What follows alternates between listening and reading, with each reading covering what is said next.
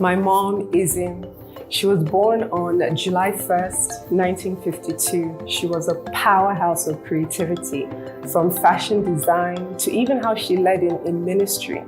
I remember in 1986, I was just 7 years old when she launched Deliza Studios, a fashion house in Lagos, Nigeria. And I remember the space. It was the most amazing space, to be honest. She rented the top floor, the entire top floor of a summer house. She turned one side into a production facility, and the other side, she had her office, she had a showroom, and we had fashion shows there like almost every other week. And she also had an ad on national TV, believe it or not. I remember the end of the ad, it was so cool. It was said something like, Deliza Studios, 34 Toyin Street, Ikeja, Lagos, telephone 966-469. I mean, it was the 1980s. How many people, let alone people in the fashion industry, had ads on national television? She was so ahead of her time. In the midst of Ezim's seriousness was a wellspring of creative, imaginative fun. Ezim was big on teaching us as children the power of play and how we can learn to express our individual creativity through play. She quite literally built a playhouse in our backyard, and that space later became what the community termed the daycare center. We had slides, we had the tree house / dollhouse, we had swings, we had all sorts of fun toys. And it was really just an amazing time of just freedom to play. One of the things that our mother was big on was to teach us how to be comfortable and confident with who we were.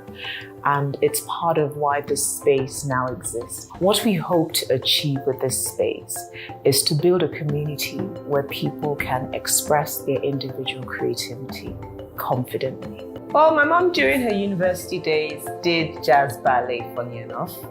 And she used to encourage us to dance as well, which we did, well, most of us. She loved celebrating our history and culture through artistic expression. She invested in Nigerian creatives, from artists to musicians and designers, helping them to live out their passion. She had a keen interest in arts, culture, and nature. Nature in particular, because we had a lot of plants growing up, even up until adulthood. There were plants everywhere.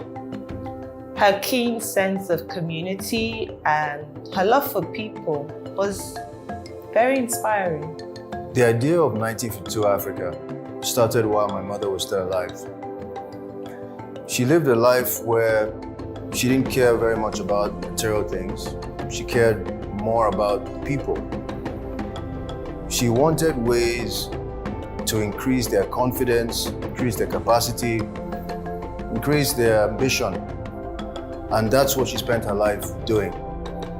So when we started thinking about 1952 Africa, it wasn't really so much about selling more artwork, or making more money, even though that's very important.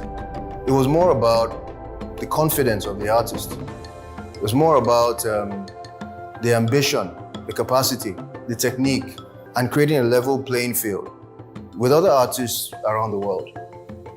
So what we've done here in the actualization of this idea that started years ago is that we've created a space that is safe for the artist. A space that is not necessarily about putting paintings on a wall, but more about bringing out the best that an artist can create. Creating an ability for the artist to pull from within the very best, because he's supported, he's empowered, he's uplifted, and he's comfortable. And that's really what this space represents for us. We're very proud and we're very happy as a family to be able to be part of this type of offering within the art space. We feel that it will create an impact in the country and on the continent. And we do this in honor of our mother, who spent her life caring about the people as opposed to things.